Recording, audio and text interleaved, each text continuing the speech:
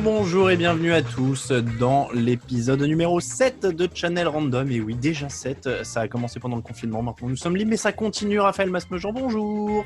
Salut Alain, salut à tous. Des invités, oui, des au pluriel invités à cette semaine avec nous. Nous avons tout d'abord dans la fenêtre en haut à gauche de mon ordinateur, Guillaume Plax-Berson. Est-ce que je dis ton vrai nom ou est-ce que tu es toujours agent secret même quand on parle dans un podcast? Peu importe, tu viens de le dire, non? Ouais, bah Un ouais, petit peu c'est trop pour ça. tard. Mais oui, non, très bien. Alors, il faut le dire, donc Guillaume travaille, écrit sur touchdownactu.com, donc notre site de football américain, et fait des vidéos où il décortique la tactique, notamment l'excellent tableau noir. Et c'est vrai que normalement, on l'appelle Plax parce qu'il est Jones et que les Jones dans le monde du jeu vidéo comme lui, on va y revenir, ils ont des surnoms. Moi, je suis un peu vieux, c'est pour ça que je te demandais si je devais tout dire. Bon, tu me dis. Non, mais le surnom, c'est très bien. Ouais. Tu me dis, sinon, bon, alors on t'appelle que Plax maintenant. Non, mais pour l'émission, tu peux m'appeler Guillaume, ça me va très bien. On est en dehors du jeu vidéo, tout ça, on peut dire Guillaume, ça me va. Ça marche, ok. C'est très réglementé, hein, le jeu vidéo. Ah, faut faire gaffe. Dans la fenêtre du bas à droite, Mathieu Pasquier est avec nous. Bonjour Mathieu. Bonjour. Mathieu, toi aussi, tu écris sur touchdownactu.com et on te remercie évidemment. Pour ceux qui ne connaissent pas, on l'a déjà dit, c'est un site de football américain sur lequel on travaille. Évidemment, j'allais dire à côté de Channel Random, c'est peut-être plus Channel Random qui est à côté de Touchdown Actu quand même dans les proportions de boulot actuellement. Pourquoi on vous a invité, messieurs? Parce que on avait besoin d'avis de membres de la rédaction qui collectionnent, puisque le thème de cette semaine, c'est faut-il collectionner? Pourquoi on collectionne? Qu'est-ce que ça apporte? On va parler de tout ça avec vous, messieurs, et puis il y aura comme d'habitude un petit quiz pour apprendre des choses. Alors là, va y avoir à apprendre des choses pour briller en soirée, mais il va falloir avoir une très bonne mémoire, je vous le dis tout de suite. Les faut-il des auditeurs, nos recommandations, tout ça, c'est le programme habituel, une petite bande-annonce et c'est parti.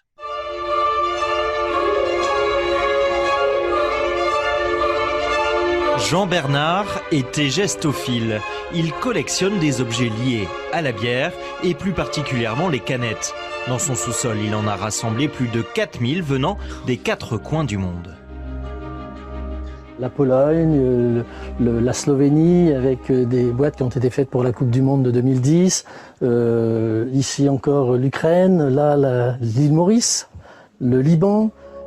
Une passion démarrée en 1985 et un voyage en Allemagne. 16% des Français sont amateurs de collectionnisme ou d'art et d'artisanat. C'est une étude eBay de février 2020 qui le dit. Un amateur de collection sur deux est âgé de plus de 55 ans, 56% de femmes, 44% d'hommes. Alors, ça, c'est l'étude eBay. Je vais vous le dire tout de suite. J'ai aussi trouvé une étude Marie-Claire où là, on parle de 73% d'hommes et 27% de femmes. Donc, après, a priori, on ne sait pas grand-chose sur le profil démographique, si je comprends bien, mais ça vous donne une idée un petit peu globale. On parle donc collection. C'était un extrait d'un JT de France 3 régional que vous venez d'entendre. Première question, Raphaël, déjà avant de s'adresser à nos invités, parce qu'on a déjà la réponse pour eux. Raphaël, c'est est-ce que tu collectionnes? Non plus en tout cas. Enfin, je crois pas être collectionneur. Enfin, vu que les livres que j'achète n'ont pas de lien entre eux, je pense pas du coup être collectionneur à ce niveau-là.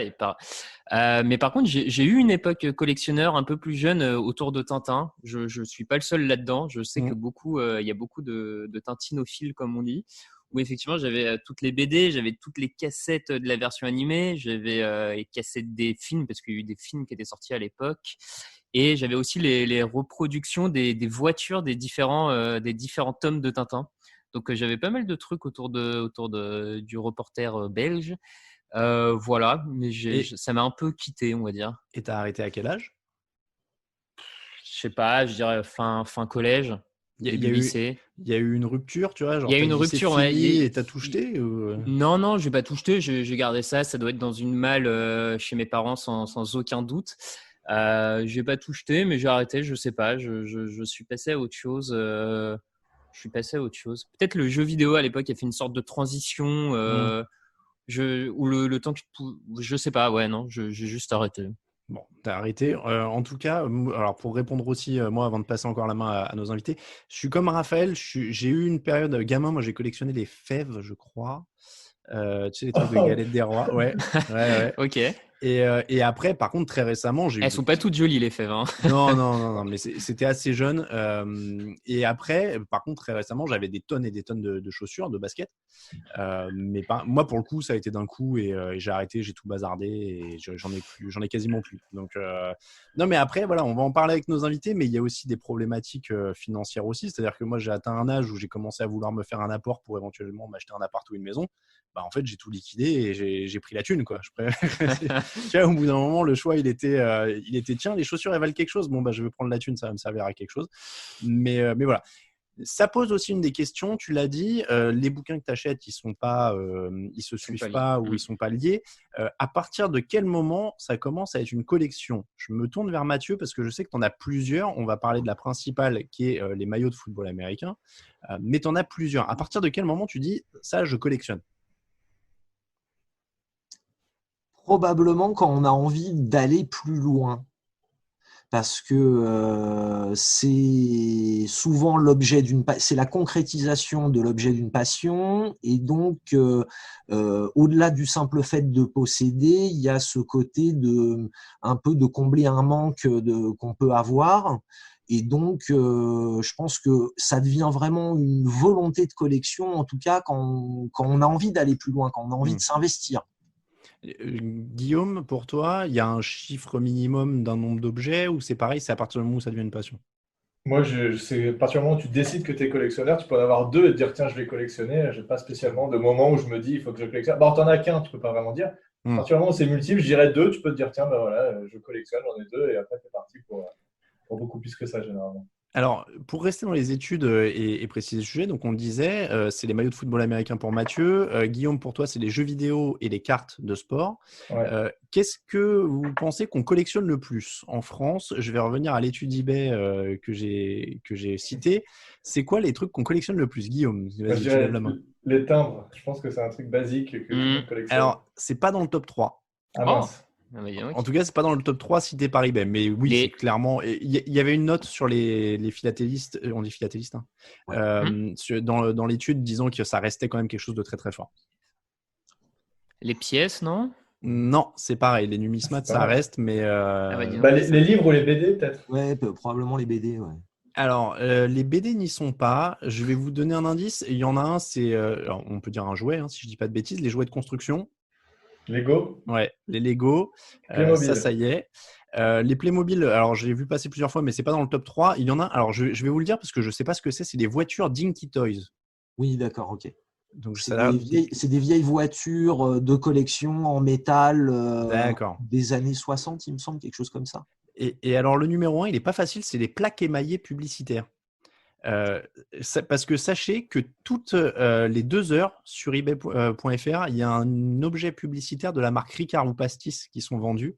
Et il y a 1500 plaques émaillées qui sont vendues chaque mois sur eBay. Ouais, quand même. Donc, c'est un gros truc de collection. Et c'est vrai qu'au final, quand tu y penses, ça peut être des trucs que tu peux chiner dans des brocantes, dans des choses comme ça. Donc voilà, c'est en tout cas le top 3, encore une fois, de cette étude eBay. On va revenir à vous deux, messieurs. On l'a dit, donc ce que vous collectionnez. La question, c'est comment ça commence aussi. On l'a dit. Alors, Raphaël, je ne sais pas si tu me l'as envoyé avant l'émission. Tu avais un petit texte qui était, je crois, de Psychologie Magazine qui expliquait, je le retrouve hein, si tu veux, je l'ai sous les yeux. Non, je l'ai sous les yeux. Effectivement, ça reprenait parce qu'en fait, déjà, il faut savoir qu'il y a peu d'études finalement sur le comportement du collectionneur. Et c'est quelque chose qui a paradoxalement été peu étudié par la psychologie et la psychanalyse. Et quelques-uns s'y sont tout de même essayés. Et dans l'article que je lisais, donc il y a un psychanalyste américain qui s'appelle Werner Münsterberger, j'espère bien le prononcer, mais là je ne promets pas du tout, qui expliquait qu'en fait on peut remonter l'origine de la collection à la petite enfance en fait. Et visiblement, c'est lié au principe que bon, alors j'essaye de résumer du mieux que je peux. Hein. Je suis pas un spécialiste, mais dans la collection, il y a quelque chose en lien avec le concept de l'objet transitionnel. Et l'objet transitionnel, en fait, c'est quand l'enfant est séparé de la mère et il a besoin de compenser cette solitude où il se rend compte qu'à tout moment, la mère n'est plus là. Il transpose ce lien affectif à un objet. Donc, ça va être le doudou dans un premier temps, etc. Et progressivement, en fait, d'après les études, il y a quelque chose, on retrouve dans le fait de collectionner, et c'est pour ça que la plupart des collectionneurs commencent finalement à l'enfance. C'est quelque chose qui commence à l'enfance. C'est parce que visiblement, c'est un besoin, c'est un désir de possession, un besoin de classer les choses aussi, d'entrer dans le monde adulte et de comprendre le monde qui l'entoure en classant les objets. Et donc, ça commence à l'enfance. Une partie, visiblement, des collectionneurs s'arrête. Donc, ce qu'on disait un peu pour toi et moi, c'est au général autour de l'adolescence où on arrête un peu ce besoin de collection. Mais ça continue chez certains. Et visiblement, ce qui fait que ça continue chez certains, c'est le côté intellectuel de la possession et de la passion. Et ça transparaît après chez les adultes et certains continuent. Donc, mais il y a un lien, en tout cas, visiblement très fort avec l'enfance et le besoin au tout début, les premières collections, c'est l'objet transitionnel, c'est le besoin affectif vers un objet que tu n'as plus avec la mère qui t'abandonne en allant faire des courses, en ne s'occupant plus de toi à tout moment, quoi. Oui, on sait à quel point elles sont irresponsables de nous abandonner. Voilà, c'est ça. Je plaisante évidemment. Guillaume, donc, est-ce que ça a commencé à l'enfance? Moi, carrément, c'était l'enfance, c'était toujours les cartes. Il y a un truc avec les cartes, mais c'était les cartes Dragon Ball, le premier truc, je pense, que j'ai collectionné. C'est ma mère qui m'achetait ça à la sortie de l'école, elle m'amenait de temps en temps, et puis t'en as de plus en plus. Puis en fait, quand tu les as, tu te dis, j'ai envie d'en avoir plus, il me manque celle-là, donc il faut que tu l'aies. C'est le besoin de complétion aussi. C'est finalement, moi, je ressens un petit satisfaction quand c'est comme quand tu finis un jeu vidéo, voilà, tu as des petits achievements qui sont au fur et à mesure. Dans une collection, c'est pareil. J'ai réussi à compléter telle collection, etc. Après, il y a eu les cartes Pokémon pendant le collège. J'en ai revendu une partie d'ailleurs. Enfin, j'ai tout rendu d'ailleurs de ce que j'avais récemment. Et petit à petit, les passions évoluent. J'ai revendu toutes mes cartes Dragon Ball dans une brocante pour m'acheter une PS1. Donc, voilà, il y a aussi ça quand tu es gamin, il faut de l'argent pour collectionner. Et quand tu es gamin, tu n'en as pas. Donc, à part ce que tes parents peuvent t'acheter, tu peux pas vraiment faire autrement. Et ensuite, c'est transition vers les jeux vidéo où c'était de plus en plus sérieux. Et ce que disait Mathieu, je trouve ça ultra vrai, c'est l'accomplissement ou c'est aller plus loin dans une passion. Et moi, mes deux passions, c'est les jeux vidéo et le football américain. Et du coup, ça s'est transformé en collection de jeux vidéo et collection de cartes de football américain. Si je pouvais collectionner les joueurs, je le ferais, mais collectionner les cartes, c'est déjà pas mal. Ils prennent plus de place, les joueurs. Il faut avoir un grand appartement. Mathieu, même chose, l'enfance, les débuts, les premières collections, avec une évolution comme ça. Ouais, complètement. Moi, je suis un serial collectionneur. Alors, peut-être aussi parce que je suis, je vais mettre des guillemets, mais un peu plus âgé. Donc, mon enfance s'est déroulée à un moment où ça passait par la possession matérielle. Le numérique n'était pas encore apparu, donc tout n'était pas intégralement dématérialisé. Donc, forcément, un livre, il fallait l'acheter, un CD, il fallait l'acheter, un DVD, il fallait l'acheter. Donc, quand on voulait consommer du produit culturel, on avait plus ou moins une collection de CD, une collection de DVD, une collection de BD. Donc, par exemple, j'ai 4 étagères de Marvel des années 80 en parfait état. Enfin voilà. Donc, oui, j'ai commencé jeune. Ouais. Raphaël, je te voyais lever la main. Ouais, non, je trouve qu'il y a une bonne remarque de Mathieu sur le côté dématérialisé. Je me demande si le nombre de collectionneurs va pas un peu diminuer avec les nouvelles générations à cause de tout ce qui est dématérialisé. Parce que moi, je me rappelle quand j'étais petit, il y avait quand même toutes les semaines en kiosque, tu avais des magazines qui proposaient des petites statuettes. Enfin, tu avais plein de collections à démarrer en permanence toutes les semaines. Et c'est quand même un truc qui, les collections Altaïa, tout ça, t'en vois quasiment plus. Parce que la première, ça coûtait 1 euro et le dernier coûtait 200 euros pour compléter le truc. C'était non, mais voilà.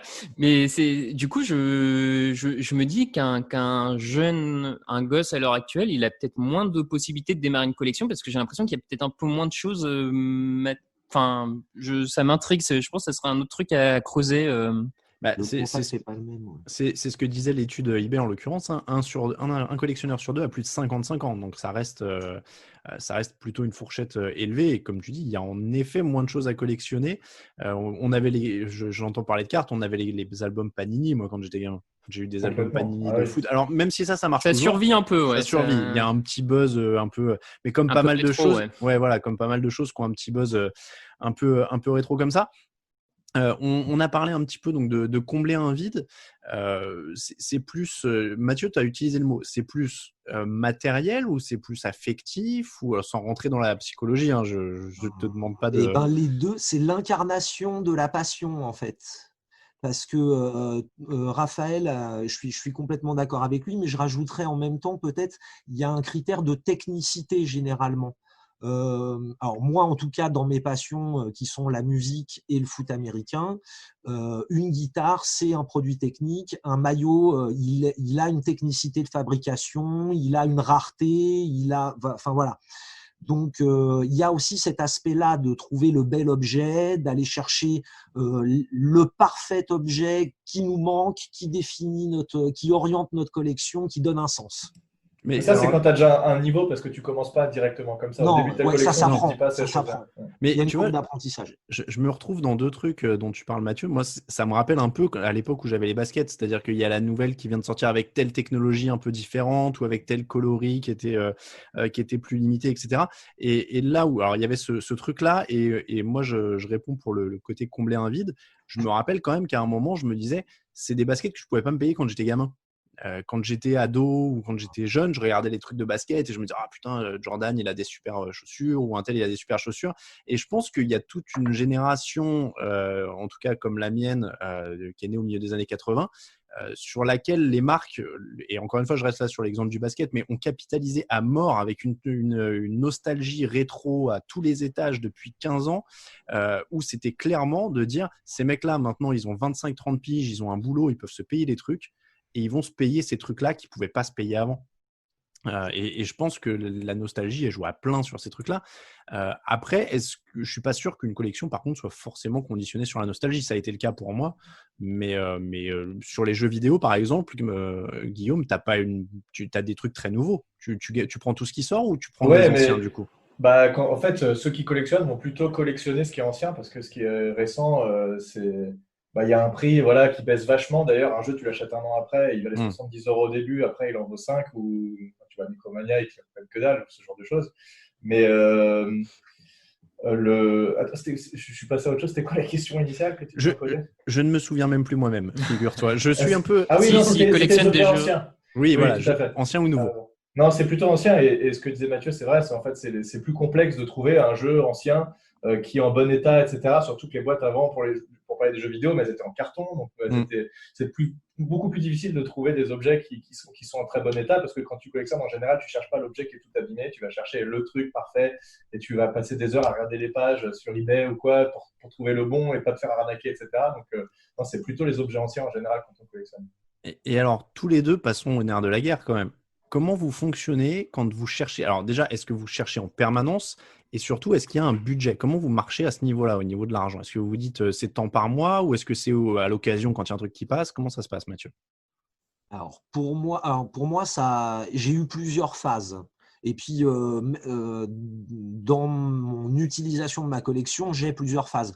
Donc, il y a la phase que moi j'appelle la chasse, qui est la période où, oui, tous les jours, je passe peut-être 1 heure ou 1 heure et demie à chercher sur eBay, à regarder à regarder un maximum de ce qui sort, à filtrer, à faire des recherches, voilà.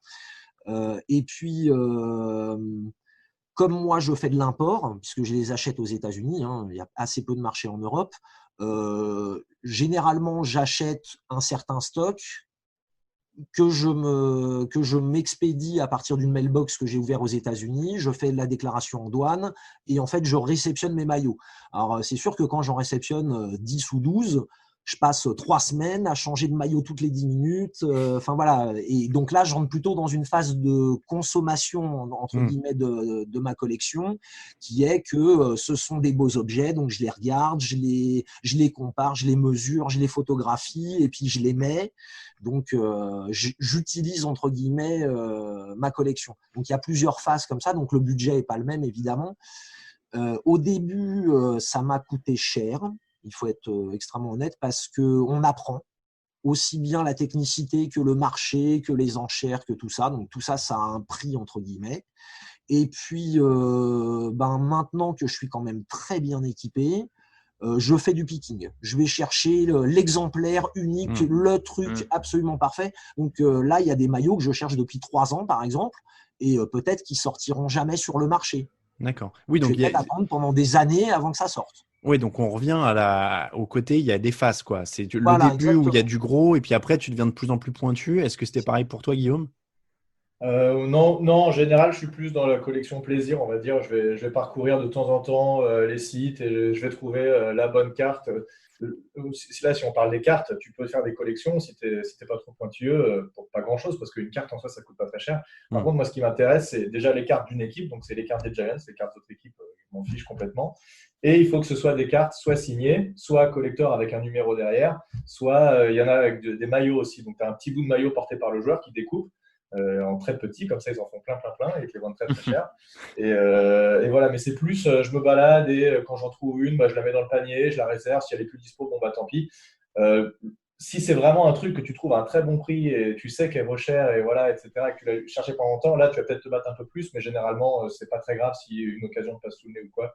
Là, la dernière, c'est une Eli Manning parce que je n'avais pas de signé et que ça vaut assez cher, je n'avais trouvé une à bon prix. Donc là, j'ai un peu bataillé pour l'avoir, mais globalement, sinon, c'est plus à l'occasion. En fait. Je n'ai pas vraiment de gros objectifs. Pour ceux qui ne suivent pas le Foot US, du coup, qui écoutent le podcast, Eli Manning, c'est un grand quarterback qui est bon, mais pas top. On peut dire ça. Oui, il a quand même gagné 2 Super Bowls, mais c'est pas le sujet. C'est un peu le Didier Deschamps du football américain, on va dire, pour ceux qui ne suivent pas. C'est comme comparaison. C'est un homme de devoir qui a gagné beaucoup de titres. On peut dire ça comme ça. Et donc, on apprend aussi que du coup, ils passent les maillots à la broyeuse en fait à la fin des matchs. Ils ont un petit, tu sais, comme les coupes papier et puis comme ça fait pour les. Ils font des petits bouts et c'est intéressant. Pour les collections. Donc, au niveau de l'argent, donc c'est bien. On a deux philosophies un peu différentes. Et du coup, est-ce que le but c'est de récupérer votre mise? Ou est-ce que c'est pour vous de l'argent que vous vous dites je ne reverrai pas, je garde tout? Parce qu'il y a aussi des gens qui collectionnent pour la valeur, revendre, etc. Non, Mathieu, c'est. Moi, en fait, au niveau européen, il y a très peu de marché. Et même au niveau américain, il faut être honnête, c'est pas ce qu'on appelle un marché liquide. Il n'y a pas beaucoup d'offres, il n'y a pas beaucoup de demandes. Donc, moi, les maillots que j'ai achetés, il faudrait que je puisse les revendre aux États-Unis avec les frais de douane, les frais d'import, les frais de transport et tout ça. Donc, je pense que je ne rentrerai jamais dans un investissement avec une logique financière. Voilà. Après, je n'ai pas particulièrement l'intention de me séparer des splendeurs que j'ai pu attraper au fur et à mesure. Voilà. Je pense que vas-y. Non, vas-y Guillaume, vas-y. Il faut vraiment si tu veux être rentable, il faut être dans un objectif qui est vraiment différent où tu collectionnes ça veut dire que tu collectionnes en partie pour te faire de l'argent, donc tu vas prendre les bonnes affaires et faire des roulements à l'infini, alors qu'en général, moi en tout cas, je ne me dis pas qu'il faut que je revende. Si j'ai un truc, je sais que tu parlais tout à l'heure de tes chaussures.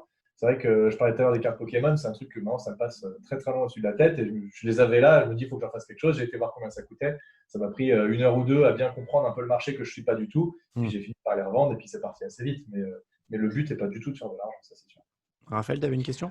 Ouais, je lisais, du coup vous allez me dire ce que vous en pensez, mais j'avais trouvé une étude qui disait que la majorité des collectionneurs, bon alors la majorité c'est pas très précis vous me direz, mais la majorité des collectionneurs consacrent 5 à 20% de leur budget annuel dans leur collection. Ça vous semble une fourchette raisonnable, juste ou C'est une fourchette large. Ouais, oui, la fourchette est un peu large. 20%, c'est déjà suffisamment large. Ouais, oui. Ouais, moi j'ai beaucoup dépensé au début et puis maintenant c'est très ponctuel. Ouais, c'est ça se tasse quand même. Donc lycée, on va dire, oui, c'est assez raisonnable, ouais. Guillaume, 5 à 20 Non, moi je pense que c'est plutôt dans la tranche basse, plutôt vers les 5 que les 20. Parce que et du coup, vous faites des arbitrages des fois en faveur de trucs que vous achèteriez pour votre collection plutôt que, je dis une bêtise ou un truc général, mais plutôt que d'aller en vacances ou en week-end ou est-ce qu'il vous arrive des fois de dire bah non, cet argent-là c'est pour ma collection quoi? Moi non, ça m'est jamais arrivé. Puis de toute façon, je suis pas. On est 2 sous le toit, donc j'essaie de faire attention. Non, mais ça, c'est une autre question. Il y a un conjoint ou une personne éventuellement, pour certains avec qui vous partagez, ça prend de la place aussi. Comment vous stockez tout ça? Parce que Mathieu, on le dit à nos auditeurs, on enregistre en visio. Mathieu, je vois derrière lui que je vois des guitares, je vois les comic books dont tu m'avais parlé, il y a ça aussi, je vois quelques maillots empilés. Tout ça, ça prend de la place. Il y a un point de rupture, il y a un moment où tu te dis je peux plus rien acheter. Ouais, moi à un moment je me suis arrêté parce que à un moment je me suis vraiment emballé et ça devenait un petit peu incontrôlable. Donc j'achetais tout ce qui me plaisait, ce qui fait que voilà. Donc non, je me suis beaucoup calmé. Alors heureusement A posteriori, j'ai plutôt bon goût. J'ai quand même pas acheté tout et n'importe quoi non plus. J'ai une très belle collection. J'en suis très satisfait. Mais par contre, oui, il y a un moment où on peut pas, non seulement budgétairement, mais au niveau de la place. Enfin voilà. Et puis moi, je peux pas apporter 25 maillots par jour non plus. Donc, il y a un moment où ça devient fondamentalement inutile. Donc, en soi, oui, c'est le moment de se calmer, quoi. À ce moment-là, c'est le moment de se calmer. Ça dépend peut-être de tes collections aussi. Si tu collectionnes les mobylettes, par exemple, c'est pas la même chose que collectionner des cartes. Après, j'ai vu des mecs en cartes qui sont allés tellement loin, ils ont des pièces remplies de boîtes. Et là, on arrive à un stade différent où tu te dis, en fait, comment tu fais pour profiter de ça? Et moi, je regarde ces vidéos parce que ça m'intrigue et tu peux pas, en fait, les ouvrir et les regarder, profiter. C'est juste, elles sont là, stockées, puis tu es juste content de les avoir. Mais moi, c'était une des questions aussi, c'est est-ce qu'il y a des moments où vous remettez en cause l'intérêt du truc, en fait? Où vous vous dites, oh, mais j'ai tout ça, mais en fait, ça me prend de la place, ça me prend de la thune, je pourrais tout revendre. Je pense que tu remets en cause, surtout si ta passion pour l'objet ou le sport ou quoi que ce soit diminue. Là, tu vas te dire, bah, pourquoi j'ai fait ça, en fait. Mais si tu restes suffisamment à fond, enfin, en tout cas, moi, j'ai pas ressenti encore le moment où je me suis dit, pourquoi j'ai ça, ça m'embête, quoi. Je ne suis pas arrivé là encore. Mathieu, tu remets en cause des fois? Alors moi, j'ai même dépassé ce stade-là, en fait. Moi, alors, on va dire que c'est une définition personnelle, mais pour moi, une collection a un côté fondamentalement inutile. C'est l'incarnation d'une passion. Mais si tu veux, c'est pas parce que ça fait 20 ans que tu fais des courses et que tu achètes des boîtes de biscuits que tu es collectionneur de biscuits. Voilà. Et je pense que dans toutes les collections, il y a un côté fondamentalement inutile. Donc, bon, alors soit on l'accepte, soit à un moment on le remet en question. En effet, je pense que, comme disait Guillaume, il y a un moment, si vraiment la passion diminue et que tu te retrouves avec 3 pièces entières de boîtes de cartes, qu'est-ce que tu vas en faire?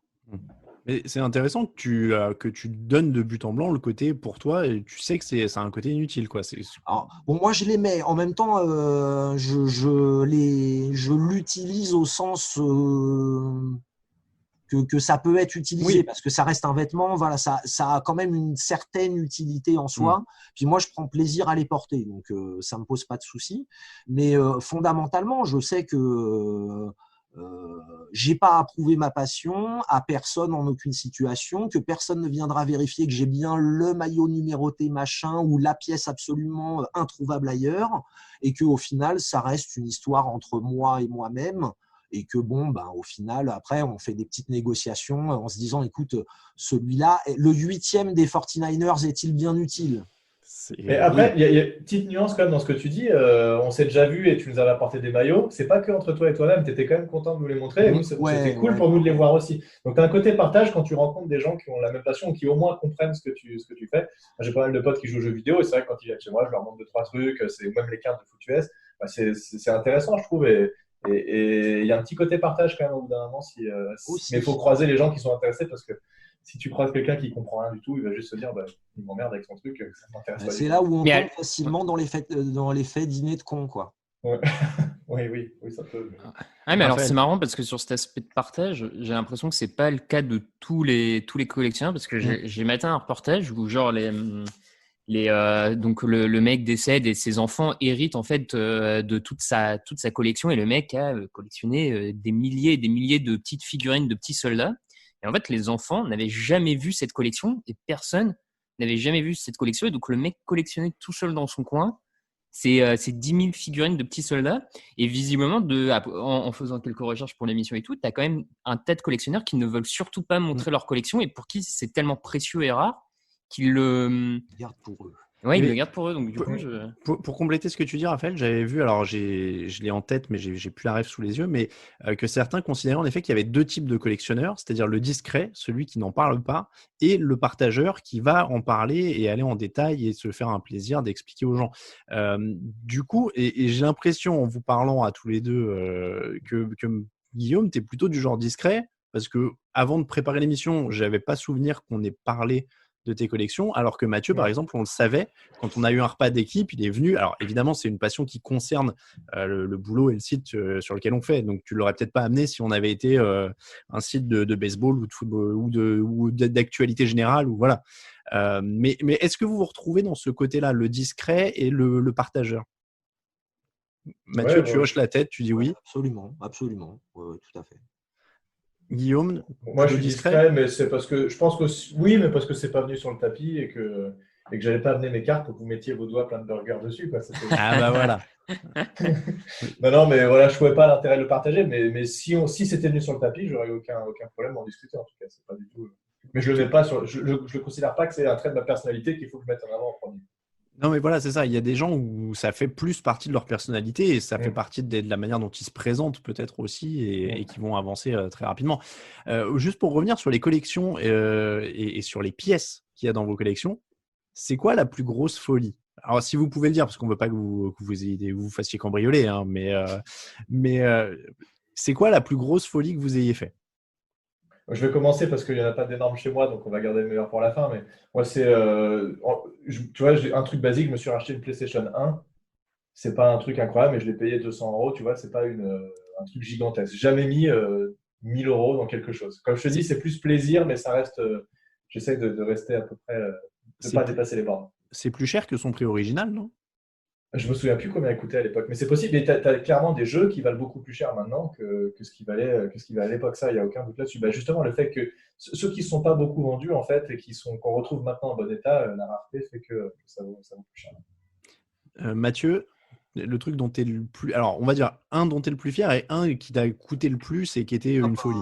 Celui qui m'a coûté le plus cher, c'est.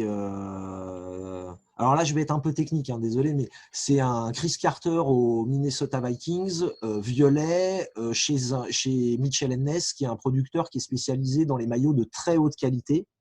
Et c'est celui-là que je voulais. Il a un patch pour la saison 2001.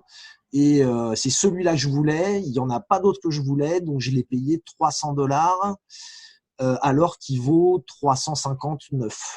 Mais c'est vraiment le maillot le plus cher que j'ai payé parce que c'était vraiment un modèle extrêmement spécifique qui ne se fait pas ailleurs. Voilà.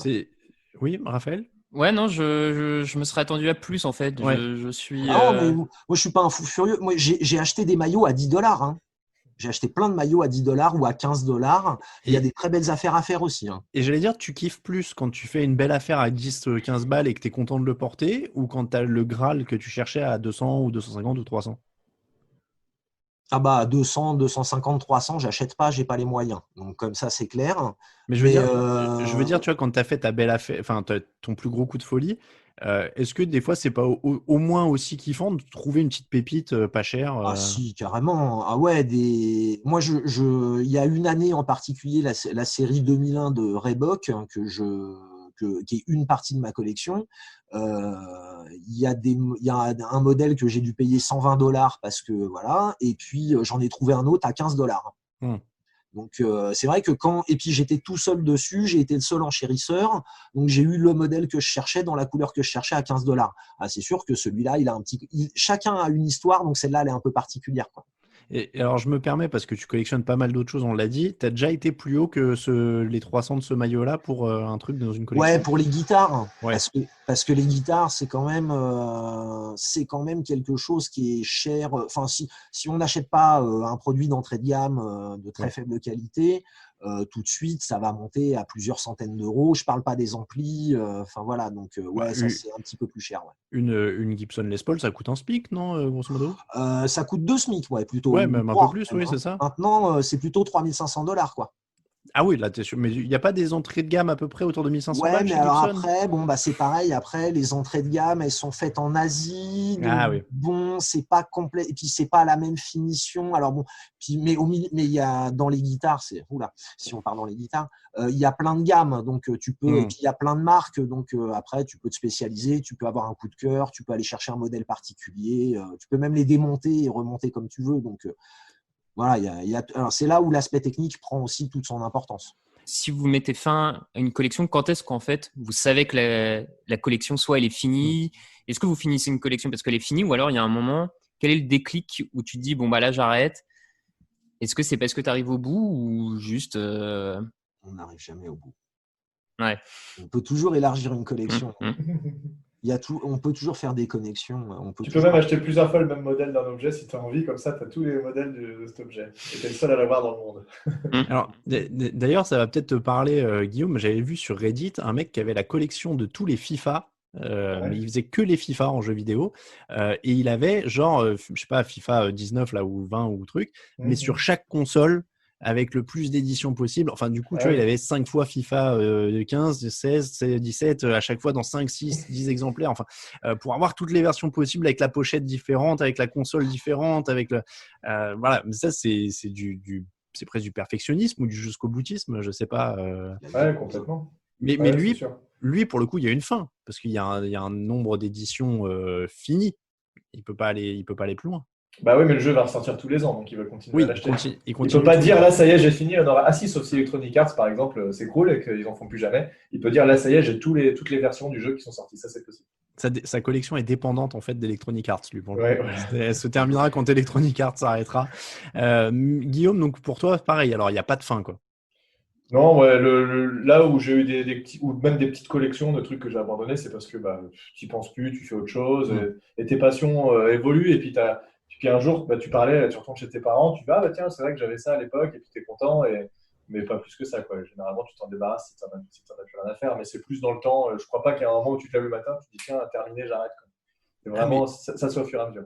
Tu sais que tu viens de me faire réaliser en parlant de retourner chez ses parents, je collectionnais les maillots de foot quand j'étais gamin. Et j'en avais retrouvé plein justement. Ah oui, je t'en avais racheté un d'ailleurs. Voilà. C'est pour ça que j'y pense. J'avais retrouvé des maillots en pagaille dans le grenier de mes parents. J'en avais des tonnes quand j'étais gosse. C'était voilà. Donc oui, c'est vrai qu'en effet les passions évoluent là-dessus. Faut-il collectionner des trucs? Donc messieurs, c'était la question. Juste avant de faire le bilan, moi ce que je voulais savoir aussi, c'est est-ce que vous y prenez du plaisir du coup tous les jours en la regardant? En fait, c'est aussi ça l'intérêt, non? Vous voyez ça chez vous, ça.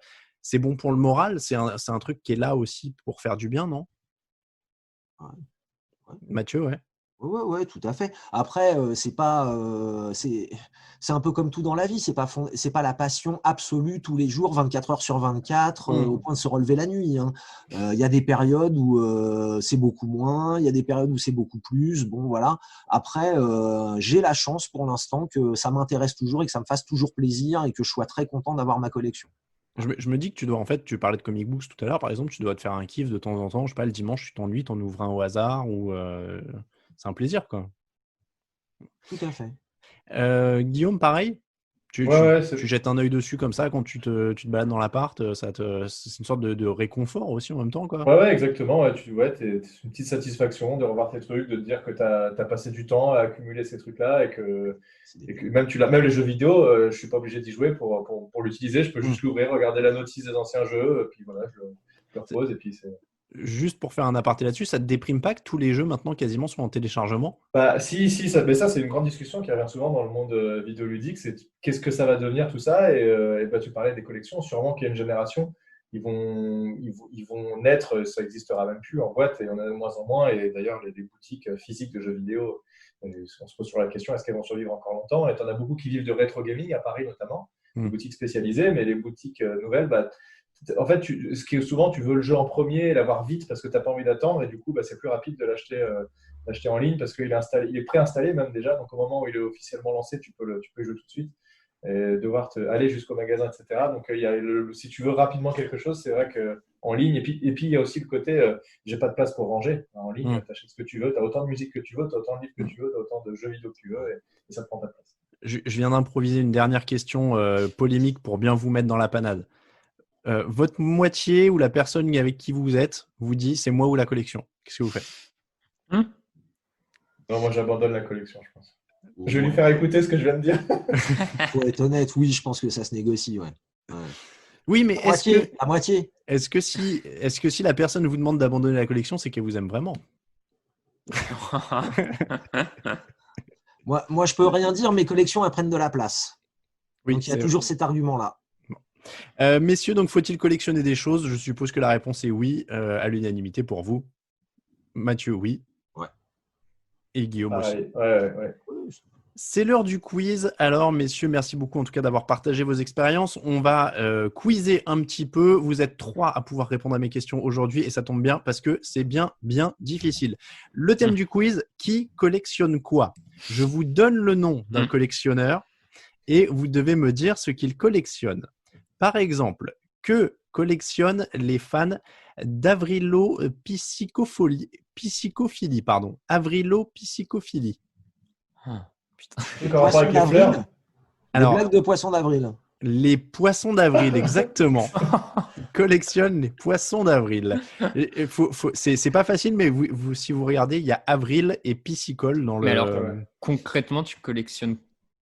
Je suppose que tu collectionnes les petits papiers où il y a marqué poisson d'avril derrière. Mais voilà, je ne sais pas. Un peu plus difficile, même beaucoup plus difficile. Buirophilie. La buirophilie.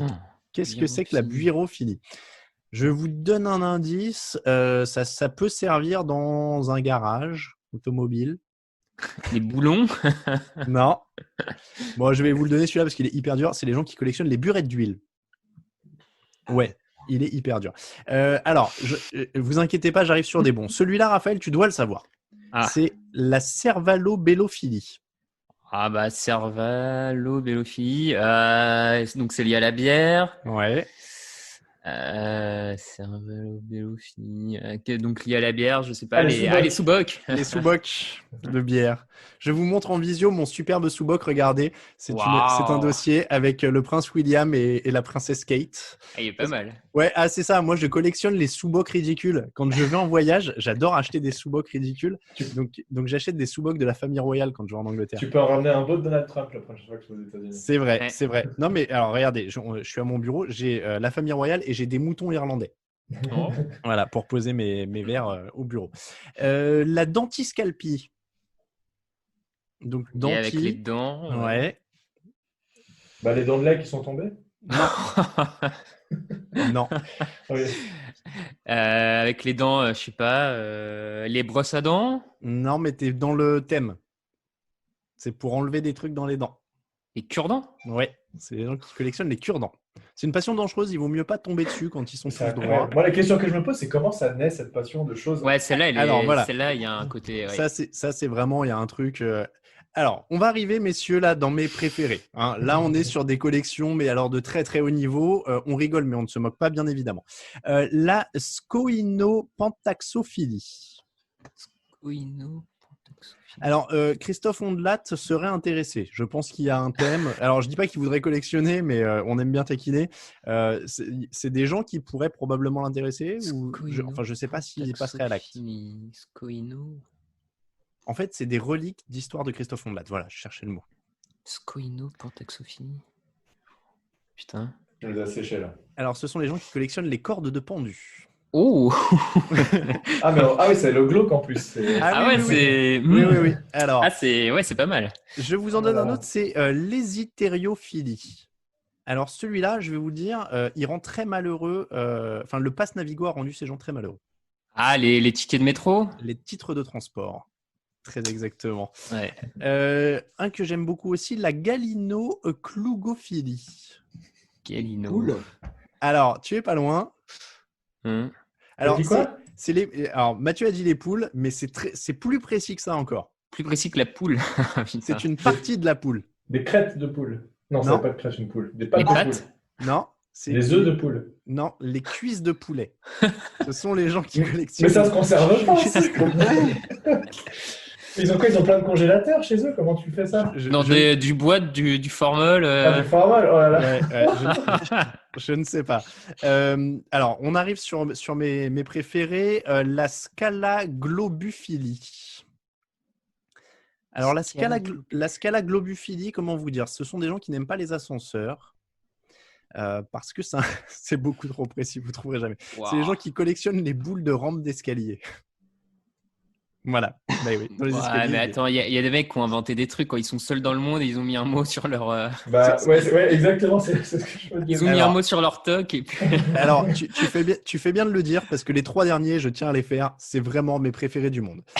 Le plus dangereux, à mon avis, ou en tout cas un des plus compliqués, c'est l'incudinophilie.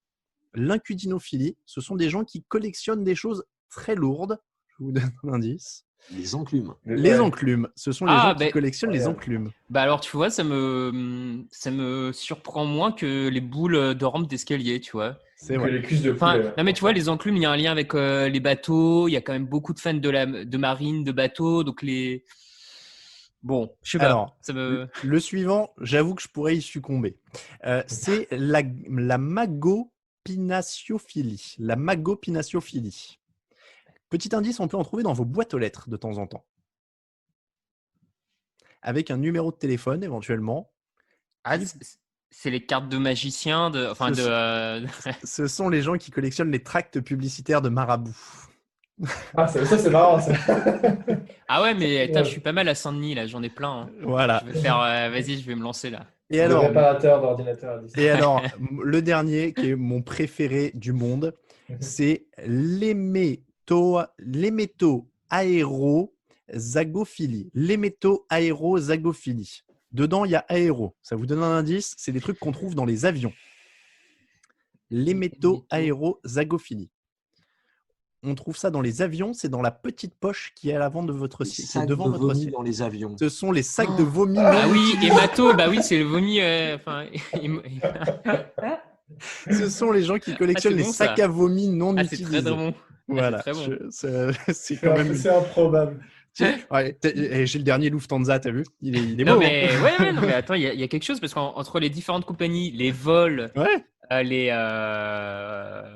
Okay. Tu vois, on parlait de partager une passion, une collection. Là, c'est compliqué de partager ce genre de choses. T'imagines quand il les montre aux gens. Alors là, c'est quand j'ai pas vomi sur un Paris-New York. Là, c'est quand j'ai pas vomi sur un Paris-Berlin. Ah bah mieux vaut. C'est sûr que c'est pas la collection à montrer à ton date que tu ramènes le premier soir chez toi. Là, je pense que c'est pas. Ah mais les cuisses de poulet quand même champion. Quoi. Les cuisses de poulet, c'est bien aussi. Les cuisses de poulet aussi. C'est bien aussi. Alors, je vous propose un petit annexe. C'est qui collectionne quoi? Je vous donne un nom de star. Ah. Et vous me dites ce qu'il collectionne. Alors, je suis désolé, j'ai pas noté la source. J'ai trouvé ça un peu partout sur Internet. Quentin Tarantino. C'est que du ricain. Là, c'est de la méga star. Les trucs en lien avec les pieds, Quentin Tarantino. Non, alors il est fétichiste des pieds, mais en l'occurrence, c'est pas ça. C'est un peu. Non, c'est pas très loin du registre de Guillaume quand j'y pense. C'est des cartes de quelque chose? Non, alors c'est plutôt les jeux, mais c'est pas les jeux vidéo. Ah, les jeux de société? C'est les jeux de société tirés de films ou de séries. C'est très précis. Que collectionne Tom Hanks? C'est pas mal. Que collectionne Tom Hanks? Alors, pour vous donner un indice, les journalistes en utilisaient il y a très longtemps. Ah, les machines à écrire. Les machines à écrire, ouais. Claudia Schiffer. Je ne sais pas si c'est encore une star pour les jeunes. J'aurais dû dire Kim Kardashian. Mais Ouais, Claudia Schiffer, là, je pense que tu as fait le gap générationnel. Là, ça. Alors, Claudia Schiffer, on est dans la collection de choses qui ont dû être asséchées ou un truc comme ça. Ce n'est pas des plantes, mais c'est de la nature conservée. C'était vivant à une époque. Ah, des animaux empaillés? C'est les insectes. Ah. Alors, Angelina Jolie. Les hommes? Non, les enfants. Si tu vois, un truc un peu en rapport avec ses rôles. Enfin, certains de ses rôles un peu badass. Les armes. Les armes alors, à feu. Pas les armes à feu, mais un autre type d'armes. Les arcs. Non. Les arbalètes. Non. C'est Tomb Raider, ça. Elle a pas d'armes. Les couteaux? Ouais, voilà, elle collectionne les couteaux. J'allais dire, elle a pas d'arme blanche dans Tomb Raider, j'étais pas sûr. Possible, ouais. Donc Angelina Jolie, Claudia Schiffer. Alors il m'en reste deux, c'est les deux plus originaux. Penelope Cruz. Elle collectionne un truc qu'on met dans son armoire. Les cintres. Voilà, les cintres. Pardon, je suis désolé. Et pour terminer, celui-là est peut-être plus surprenant, mais pourquoi pas. C'est Johnny Depp. Que collectionne Johnny Depp? Il a l'air un peu chelou, Johnny Depp. Sans jugement de valeur, hein, mais. Que peut collectionner Johnny Depp? Comment dire? Je cherche une. Je veux pas vous donner d'indices parce que c'est trop grillé. Trop grillé. Je préfère vous dire si vous chauffez ou pas. Qu'est-ce qu'il peut collectionner Johnny Depp? Les chapeaux? Non. Du parfum? Un truc cosmétique ou pas du tout? Non, c'est un truc auquel. Non, c'est un truc auquel vous ne le relierez pas comme ça. Merde. À ce que vous voyez. Les menus de restaurant. Alors, je vais dire, c'est pas quelque chose qui est genré, si on peut dire ça comme ça. Alors, et évidemment, les garçons et les hommes peuvent en utiliser s'ils veulent, mais en général, c'est pas genré, c'est pas associé à la masculinité. C'est un truc qui s'utilise, qui se consomme? Alors, je vais vous donner un indice, c'est plutôt un jouet. Les poupées? Les poupées Barbie. Ah. Putain. Trop creepy. Je suis désolé. Alors là, par contre, ça va être mon moment jugement. Je suis désolé, mais alors les gens qui collectionnent les poupées, ça m'a toujours fait peur. Je trouve ça angoissant, les poupées. Ça dépend. Des poupées Barbie, ça fait pas très peur, mais des poupées à l'ancienne que je trouve chez tes grands-parents. Ah ouais, ça fait putain. Les grosses poupées là. Oh là là. Ouais, je suis assez d'accord. Après, les poupées Barbie, L'angoisse. peut-être que s'ils les utilisent pour s'entraîner, tu sais, pour répéter ses rôles. Tu vois, il fait les voix et tout. Genre... Peut-être c'est ça, tu vois. Ouais. Peut-être que c'est ça. Bon, en tout cas, voilà donc pour les collections, on a appris beaucoup de choses. Voilà, les gens qui collectionnent les sacs à vomi non utilisés, Penelope Cruz et les cintres, tout ça. Voilà donc pour les collections et ce qu'on avait à dire sur les collectionneurs. N'hésitez pas, encore une fois, si vous nous écoutez et que vous avez une collection, à nous envoyer vos des photos sur Twitter. On est tout à fait preneurs. On va remercier beaucoup Mathieu et Guillaume. Merci beaucoup, messieurs. Merci. Merci à vous. Qu'est-ce qu'on peut vous souhaiter du coup pour la collection ? Il y a une pièce que vous visez, un truc. Vas-y Mathieu, qu'est-ce que tu vises ? Le Barry Sanders blanc modèle 2001. D'accord, ah ouais, t'as un précis en. Ah ouais, c'est celui-là. Ouais. T'as un précis en tête. Bon, bah on te le souhaite. J'ai l'impression qu'on dit ça à tous les invités. En tout cas, on te le souhaite. Merci beaucoup Mathieu, merci beaucoup Guillaume. Toi, il y a un truc en particulier qui. Non, moi je vais continuer à chiner et trouver les. Faire plaisir. C'est l'occasion, je dis ça parce qu'on a peut-être un auditeur, tu vois, qui écoute et qui a le truc que vous cherchez, tu vois. Moi, j'avais discuté sur Twitter avec un collectionneur d'objets des Giants et il avait énormément de choses. J'étais super impressionné. Il m'avait envoyé des photos de sa collection et je ne suis pas le seul, du coup, en France à collectionner les objets des Giants. Eh ben, merci encore, en tout cas, messieurs. On va se quitter sur un petit jingle et puis Raphaël et moi, on va finir avec les recommandations. À très bientôt, messieurs. Au revoir. Au revoir. Au revoir. De l'extérieur, personne ne peut imaginer ce qui dort dans ce hangar. C'est une collection très envahissante parce que finalement, collectionner des timbres, c'est une chose. Collectionner des chars de 31 tonnes, ça prend un peu de place. Juste à côté de Chartres, Christian collectionne des chars militaires américains de la Seconde Guerre mondiale. Il en possède plus d'une dizaine. C'est la plus grosse collection d'Europe. Les chars d'assaut, Raphaël. Oh, est-ce que tu... Ah ouais. Il faut de la place, hein. Il faut que tu habites dans un endroit où le mètre carré il est pas cher, quoi, parce que les chars d'assaut. Et alors, on l'a vu ensemble. C'est énorme, mais c'est bien pour le patrimoine, hein, parce que je veux dire, c'est une utilité historique. Alors voilà, après c'est quelqu'un. Moi j'ai regardé le reportage, donc c'est un reportage de France 3 encore une fois, hein, qui est sur YouTube. C'est quelqu'un qui fait ça pour préserver aussi le côté historique et la mémoire. Hein. Donc il le disait, c'est pas du tout pour les armes. D'ailleurs, les armes sur les chars sont toutes neutralisées. Mais c'est vraiment pour le côté historique et mécanique en fait. Ils aiment beaucoup la mécanique. Après, le problème pour ce pauvre type, c'est qu'il remplit presque une mission de devoir de service public et que c'est avec ses propres deniers. Bref. Si ça lui fait plaisir, tant mieux. Mais en tout cas, moi, ce qui m'a fait beaucoup rire dans le reportage, c'est qu'il conduit ses chars, ils sont en état de marche, ils sont retapés et tout avec des amis à lui. Et du coup, le mec, à un moment, passe sur une petite départementale, il y a une voiture qui croise, tu sais, le type a un canon devant et tout. Le type a dû croire que c'était les chars qui arrivaient, quoi. Ah, et le mec, il peut faire ça en campagne parce qu'il arrive sur Paris avec son char et je te raconte pas le truc que ça crée. T'imagines sur le périph'. Après, le truc est limité à 40 km/h. Sur le périph', ça passe. Hein. Il est bien. Ouais. Les faut-il des auditeurs, donc Raphaël, on en a 2 cette semaine. Premier de Ovo 288. Faut-il plutôt habiter sur la côte est ou la côte ouest, où se situe la meilleure gastronomie, la meilleure culture et les meilleures musiques? Il parle évidemment des États-Unis. Est-ce que ça vaut une émission ou tu vois, un clash East Coast, West Coast américain? On peut y réfléchir. Moi, je serais team East Coast. J'aurais plus fait un clash des régions françaises, mais ça peut aussi nous attirer des emmerdes, mais oui. Ouais, mais bon, quitte à rire un peu. Oui. Parce que on n'est pas assez ricain, je pense. Ouais, et je connais. Enfin, tu vois, moi, aux États-Unis, j'ai fait que New York. Moi, j'ai fait sur la côte ouest, j'ai pas fait, sur la côte est, j'ai pas fait la côte ouest, donc du coup j'aurais du mal à. J'ai fait une semaine à San Francisco et 2 jours à Los Angeles. Après, on peut en parler aussi, oui, c'est vrai, culturellement, tout ça. Il y a plein de choses. Après, culinairement. Culinairement, la meilleure partie, c'est la France. Hein, donc, c'est les restaurants français dans ces l'idée de clash de région, on peut se la garder.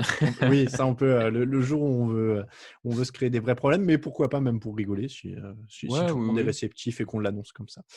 Question de Tonio2409. Plusieurs idées, là, il y en a plein. Faut-il regarder la télé?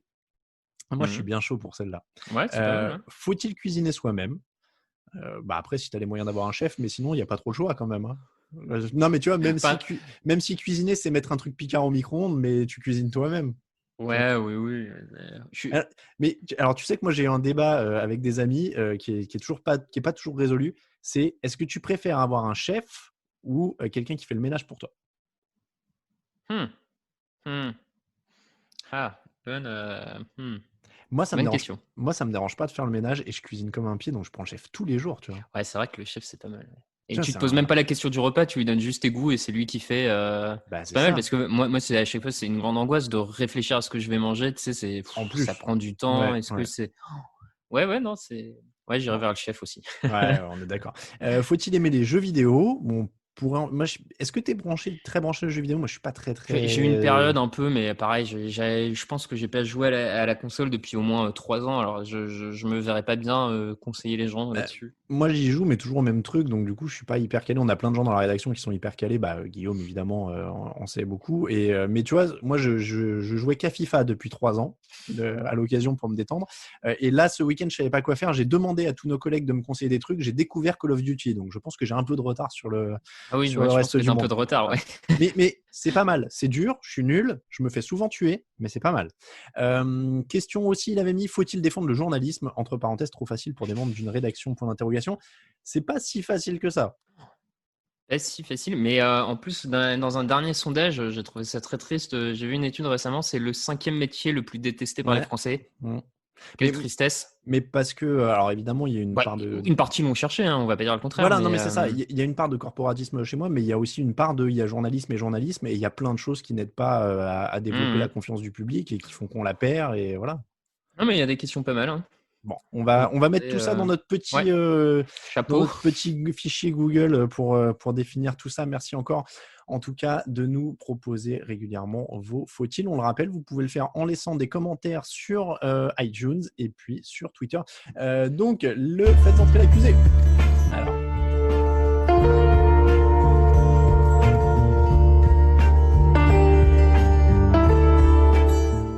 J'ai décidé d'innover, Raphaël. Ouais. En fait, j'ai pas innové. C'est l'occasion qui a fait le larron, comme on dit chez les jeunes. Comme on dit chez les jeunes de 1980, évidemment.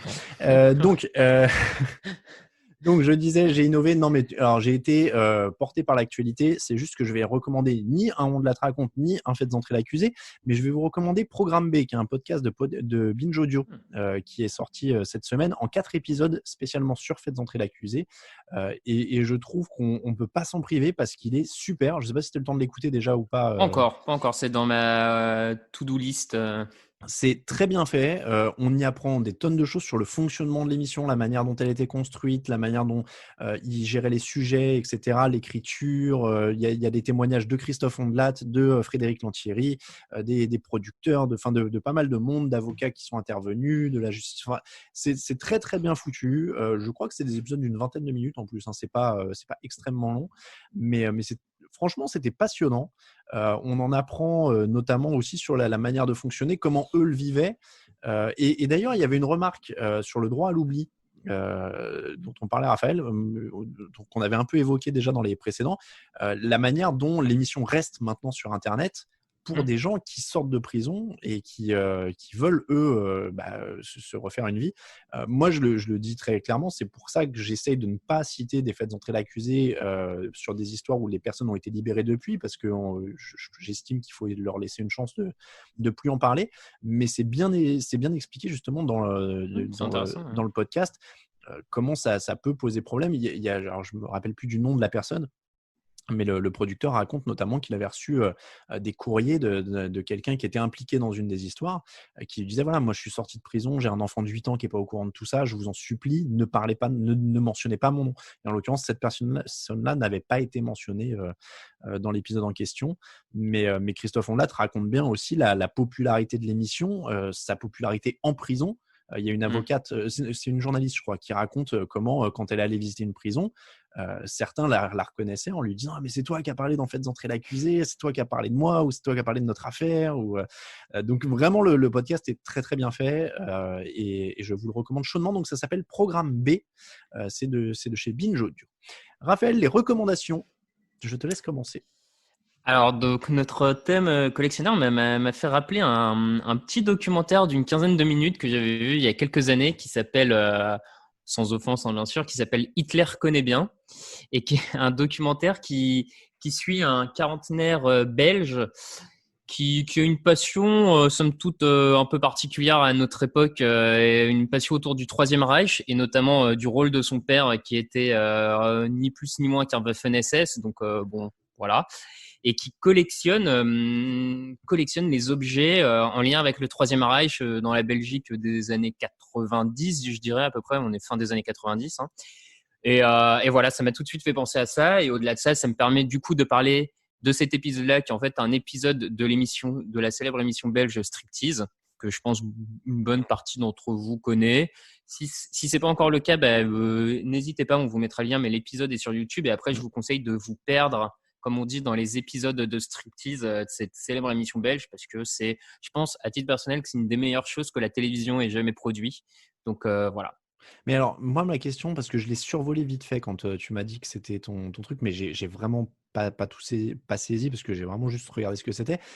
Est-ce que le mec, il collectionne ça en nostalgie du Troisième Reich et en étant toujours partisan, ou est-ce qu'il collectionne parce que son père était là-dedans, mais que aujourd'hui il est détaché de ça?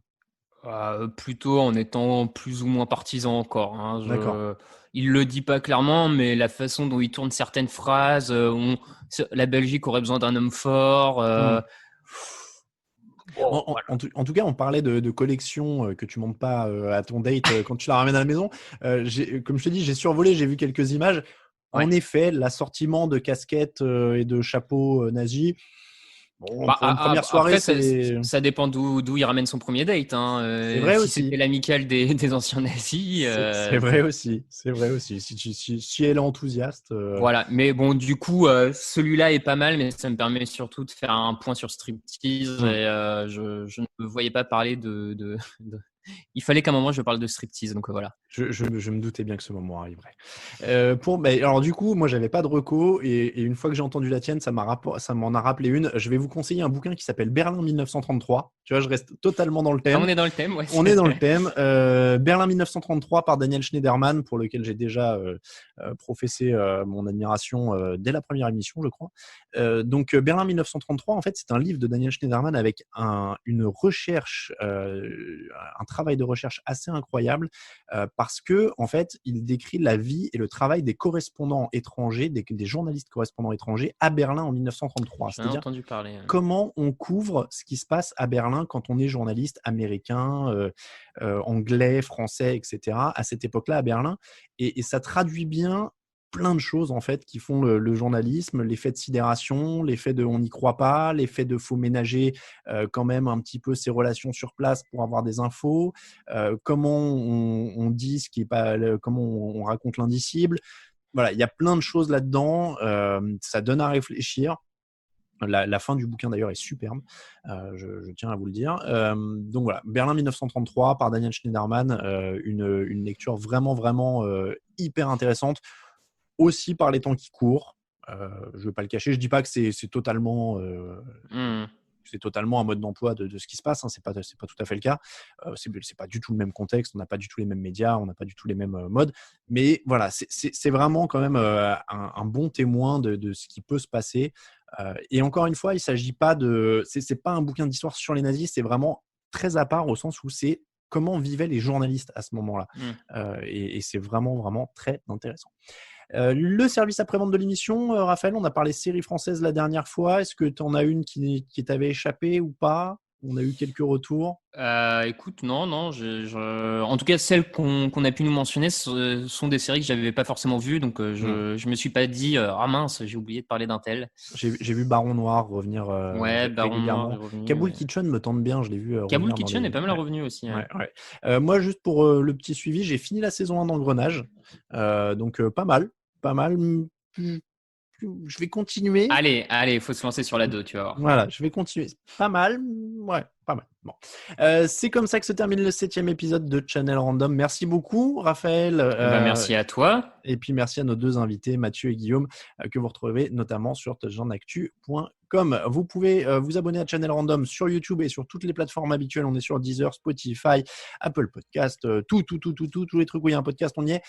Et sur YouTube aussi, évidemment. N'hésitez pas à laisser des commentaires et des étoiles sur Apple Podcast, sur Twitter. Vous pouvez nous suivre @crandompod.